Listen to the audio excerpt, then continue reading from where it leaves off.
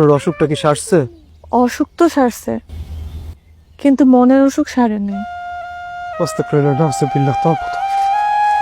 নিচের বাটিতে ডাল আর উপরের বাটিতে মাছের ঝোল আছে, খেয়ে নিবেন। আর কখনো কিছু খেতে মন চাইলে জানাবেন, আম্মা রান্না করে দিবে।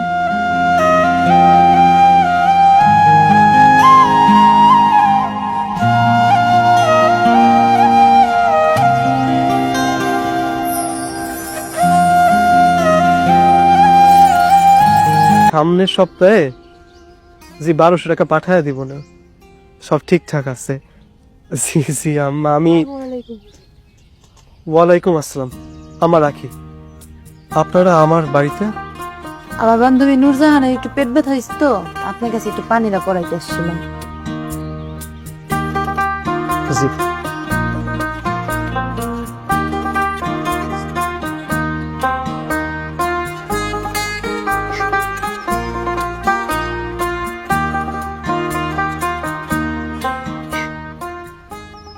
জি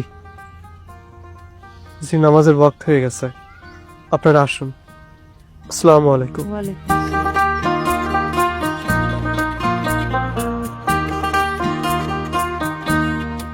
কিরে, তোর তো কোনো পেটে ব্যথার লক্ষণ দেখলাম না, তো তুই পানি পরে নিতে আইছিস?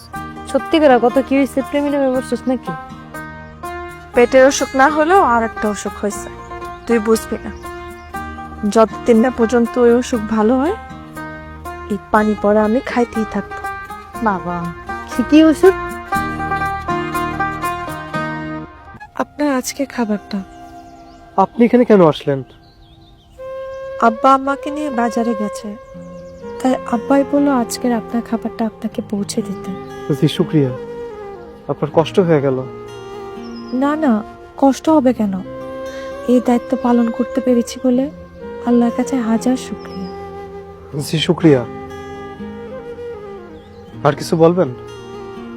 না, খাবারটা খেয়ে নেবেন। জি, আসসালামু আলাইকুম।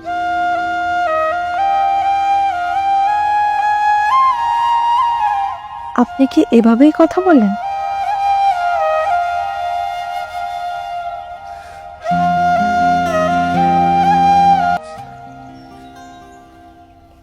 বলতেছি, মসজিদে তো মুসল্লি কমে যাইতেছে, কেমনে চলে বলুন তো এইভাবে? হ্যাঁ, একদিন তো দেখা যাবে যে আমি নিজে আজান দিতেছি, নিজে নামাজ পড়তেছি। আসসালামু আলাইকুম। ওয়ালাইকুম আসসালাম।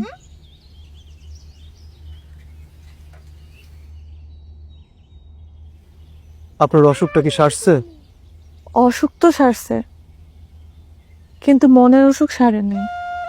আস্তাগফিরুল্লাহ, নাউযুবিল্লাহ, তাওবা।